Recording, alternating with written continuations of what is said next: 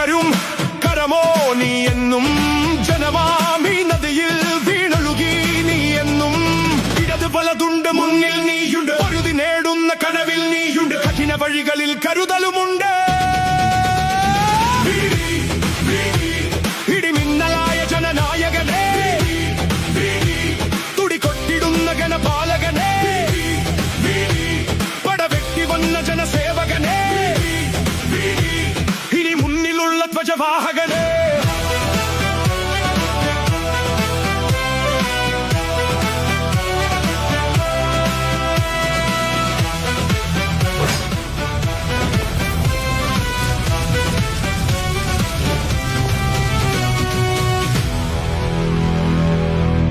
അങ്ങനെ ആരുടെയൊക്കെ മുഖത്താണ് പുഞ്ചിരി വരുന്നത്? സാദിഖ് അലി തങ്ങൾ പുഞ്ചിരിയോടെ നിൽക്കുന്നു എന്നുള്ള വിവരങ്ങളും നമുക്ക് ലഭിക്കുകയാണ്. ഹൈക്കമാൻഡ് പ്രഖ്യാപനത്തിന് തൊട്ടു പിന്നാലെ ലീഗ് നേതാക്കളും മാധ്യമങ്ങളെ കാണുമെന്നുള്ളതാണ്.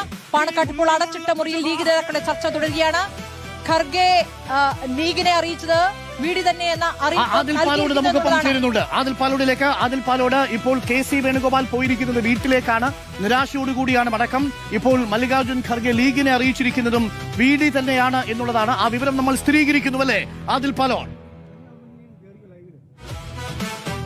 ഉറപ്പായും നമ്മൾ 11:30യോടുകൂടിയാണ് 12 മണിക്ക് വാർത്താ സമ്മേളനം പ്രഖ്യാപിച്ചിരിക്കെ 11:30യോടുകൂടിയാണ് ഖർഗെ കുഞ്ഞാലിക്കുട്ടിയെ ആദ്യം വിളിക്കുന്നത്. ആ ഫോണിൽ തന്നെ സാദിഖ് അലി തങ്ങളോട് സംസാരിച്ചു. ഇപ്പോൾ ലഭിക്കുന്ന വിവരം ഖർഗെ അറിയിച്ചിരിക്കുന്നത് VD സതീശൻ തന്നെ എന്ന സന്ദേശമാണ് ഖർഗെ ലീഗ് നേതാക്കൾക്ക് നൽകിയിരിക്കുന്നത് എന്നുള്ള വിവരമാണ് ഈ ഘട്ടത്തിൽ പുറത്തു വരുന്നത്.